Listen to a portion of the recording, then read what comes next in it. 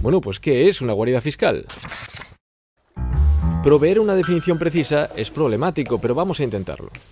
Las guaridas fiscales serían jurisdicciones o territorios que han adoptado intencionalmente sistemas legales que permiten a no residentes, sean estos individuos o organizaciones, esquivar las leyes de los países en los que sí viven normalmente o en los que tienen una actividad económica sustancial.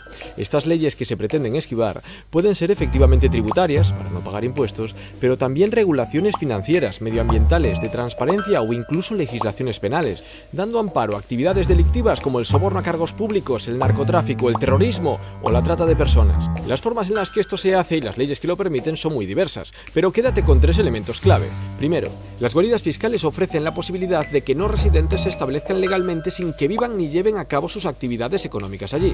A veces, solo hace falta un buzón. Segundo, tienen una fiscalidad agresiva, forzando una competición a la baja entre los países. Y tercero, ayudan a guardar secretos. Estos territorios tienden a especializarse en alguna o algunas de ellas, es decir, algunos se centran más en el secreto y otros en la baja fiscalidad. Por ejemplo, Luxemburgo y Suiza ofrecen secreto bancario, e Irlanda y Chipre ofrecen impuestos sobre sociedades muy bajos. Otros países como las Islas Caimán, las dos cosas.